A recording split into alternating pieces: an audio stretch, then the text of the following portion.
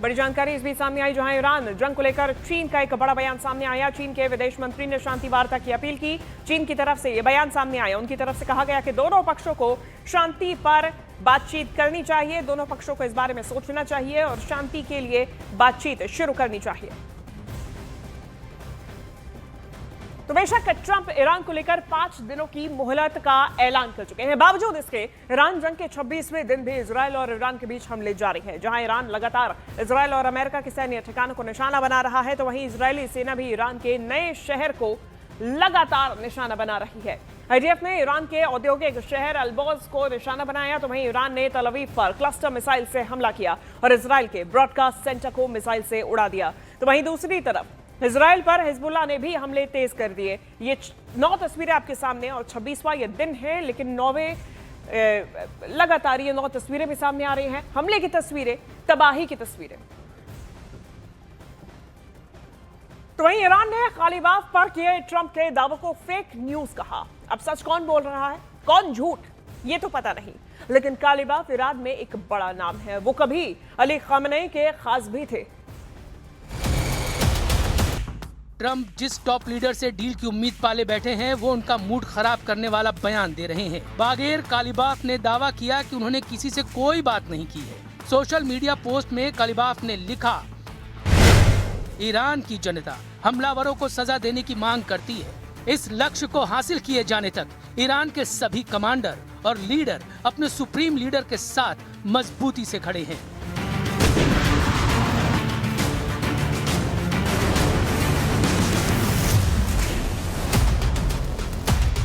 Iran ने कालीबाफ पर किए ट्रंप के दावों को फेक न्यूज कहा है। अब सच कौन बोल रहा है, कौन झूठ, ये तो पता नहीं, लेकिन कालीबाफ ईरान में बड़ा नाम है। वो कभी अली खामनेई के खास थे, लेकिन उनकी महत्वाकांक्षा किसी से छिपी नहीं है।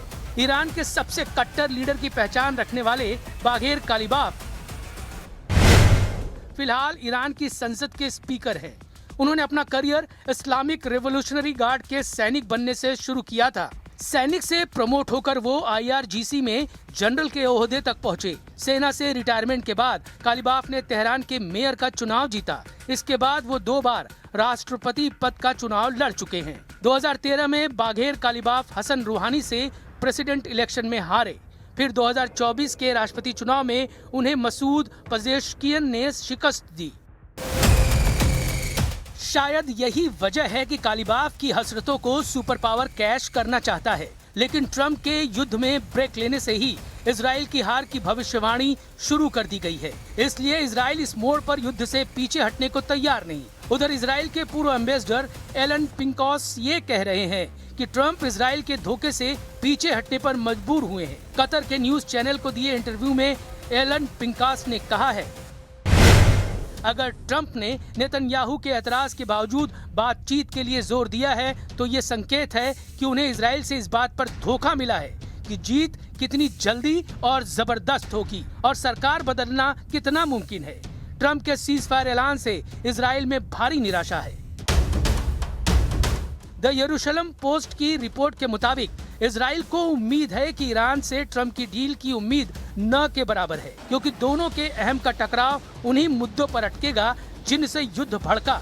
इसी वजह से इजराइल हमलों की रफ्तार कम करने के लिए तैयार नहीं है। ट्रंप के रोकने के बाद भी इजराइल ने सभी फ्रंट एक्टिव कर रखे हैं।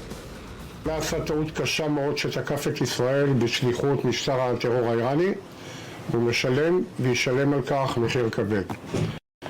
ממשלת לבנון התחייבה לפרק את החיזבאללה מנשקו בדרום לבנון, בכל לבנון, ולא עשה כלום. इजराइल का प्लान ईरान अच्छी तरह से जानता है, इसलिए अली लारिजानी की पोस्ट पर नया वॉर कमांडर चुन लिया गया है।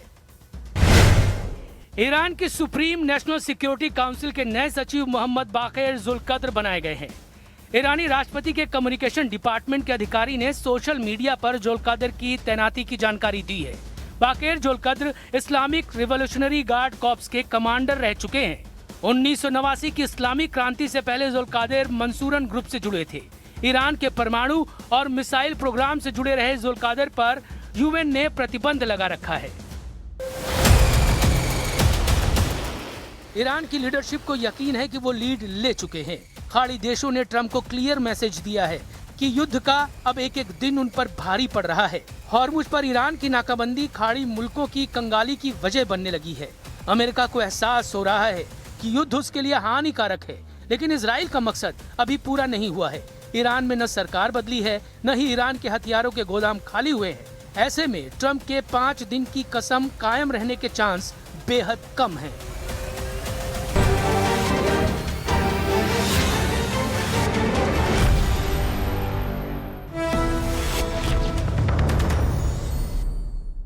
इस वक्त की सबसे बड़ी खबर आपको बता दें, अमेरिकी राष्ट्रपति डोनाल्ड ट्रंप ने ईरान युद्ध को लेकर बहुत बड़ा बयान दिया है।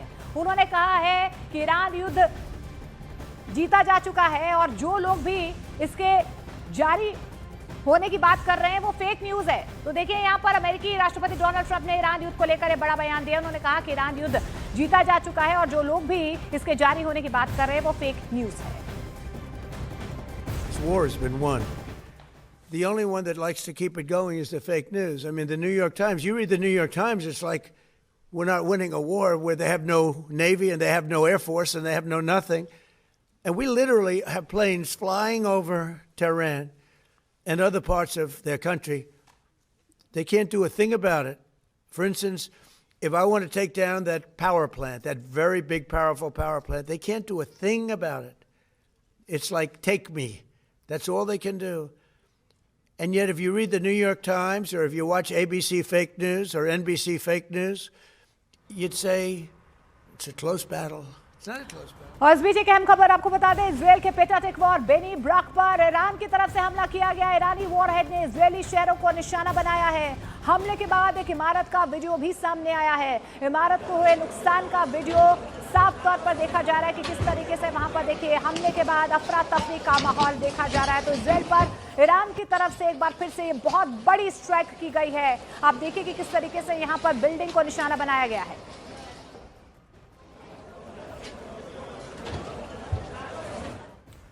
तो एक तरफ हमले हो रहे हैं, दूसरी तरफ आपको बता दें ट्रंप ने यह दावा किया है कि ईरान इस बात पर सहमत हो गया है कि अब वो परमाणु हथियार नहीं बनाएगा।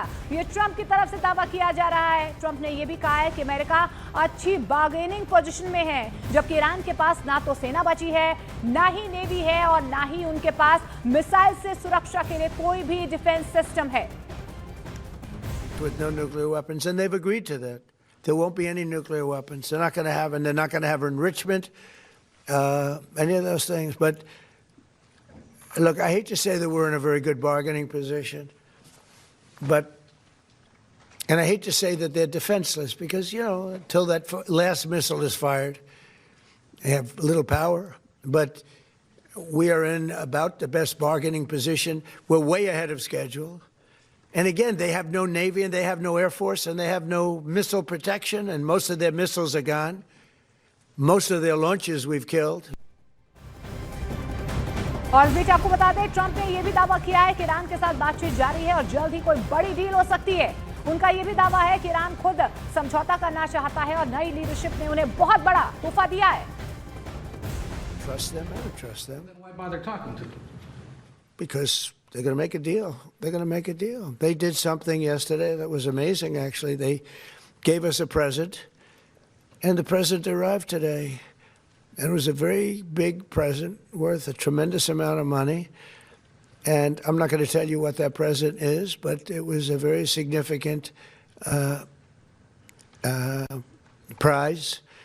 And they gave it to us, and they said they were going to give it. So that meant one thing to me: we're dealing with the right people. Related? No, it wasn't nuclear related. It was oil and gas related, and it was a very nice thing they did. But what it showed me is that we're dealing with the right people. Because, you know, you don't know, because the leadership was killed, all gone. Khomeini, all gone, as the expression goes, the past supreme leader. And then the new supreme leader was racked up, at a minimum racked up pretty good, and everyone else was gone.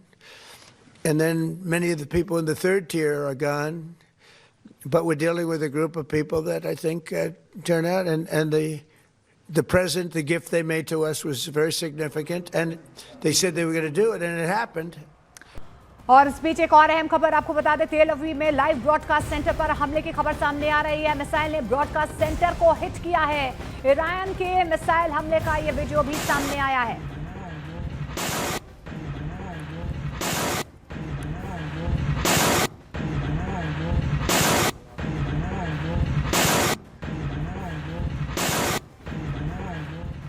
तो एक तरफ हमले जारी हैं, वहीं Trump ये कह रहे हैं कि ईरान के साथ समझौते की कोशिशें अब भी जारी हैं।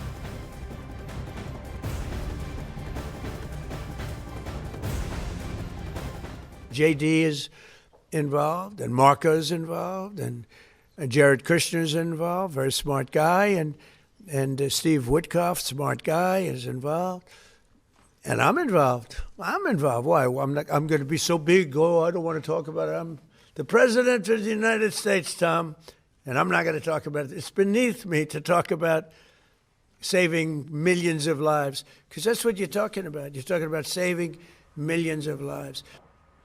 तो इजराइल के तेल अवीव में एक बार फिर से धमाका हुआ है। धमाके के बाद का सीसीटीवी वीडियो भी सामने आया है। वीडियो में साफ